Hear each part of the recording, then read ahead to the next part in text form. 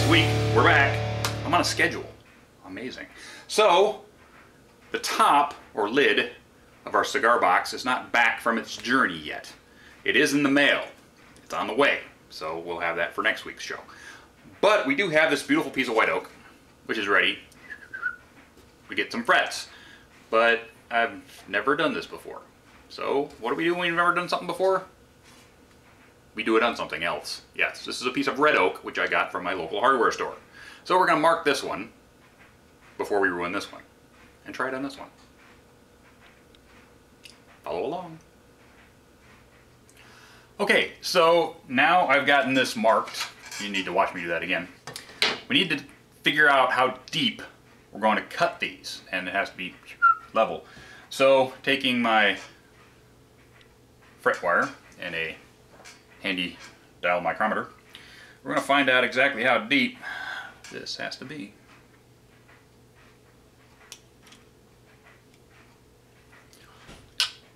About that deep. So we'll just lock that in with the lock. Check it on our saw. And according to this, it's barely deeper than the tooth length. So if you look at your saw, your teeth are only so deep. This tells me it's just barely deeper than that. So I might go just a little deeper, and just so it sits correctly in the slot, and we'll call it good. All right, let's give it a shot. Okay, so I've got my jig, or my miter box, locked down so it can't move on me. So this slot makes so I can only go in one direction. It can't waver. I've got my piece in and lined up. So let's cut a little bit and see how this works.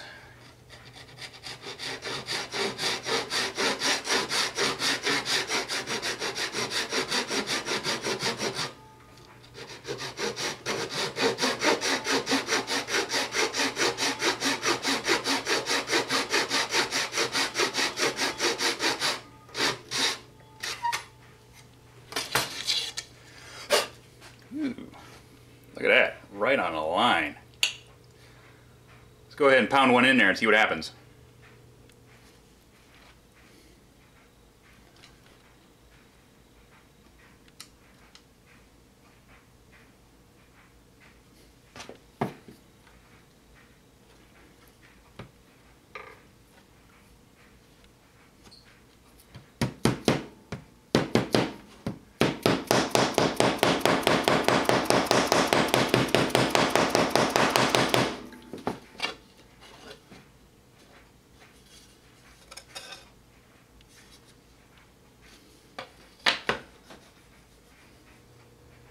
Alright, so that went in there really nice. It's flush on the one side, but as I cut this other side off with my nippers, nice and close, right against the edge,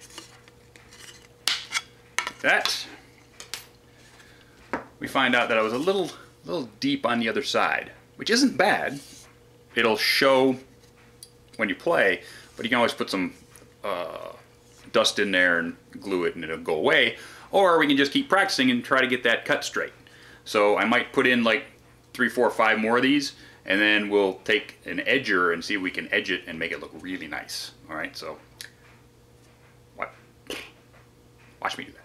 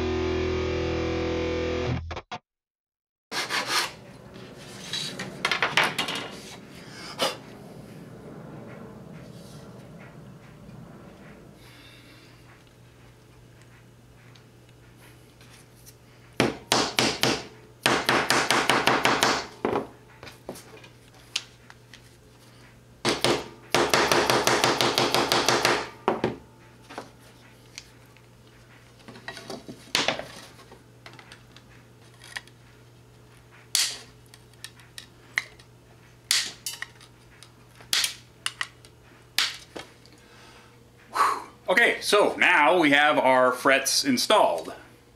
Some of the depths are a little bit off, but that's okay, we're practicing. Not a big deal. We'll figure out a depth gauge to get that right. But we've cut these off. The thing is that, ow, Sharpie, sharp, sharp, sharp. So what we're going to do is going to edge them with this block. It runs along the edge of here and knocks all of these down. So let's give that a shot.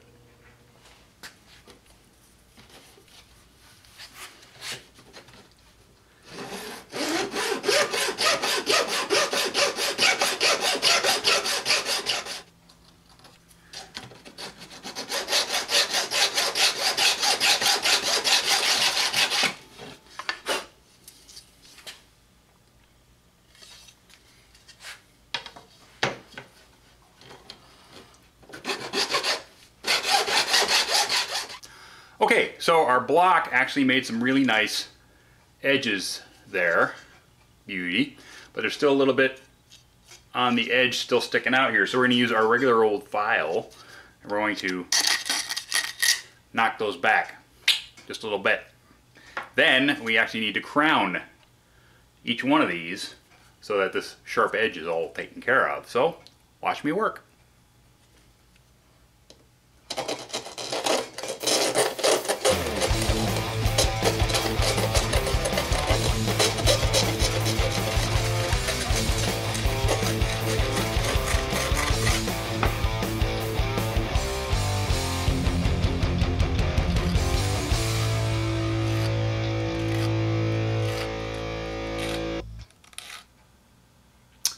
So, we now have some frets. They're okay, but they're moving just a little bit, left and right. So we're gonna have to super glue them in when we install them. We found that out. Number two, the edging was nice with the block, but when I went to go and use my file on the edges, I sort of dug into the wood just a little bit. So we're going to have to practice that, or use a smaller file maybe.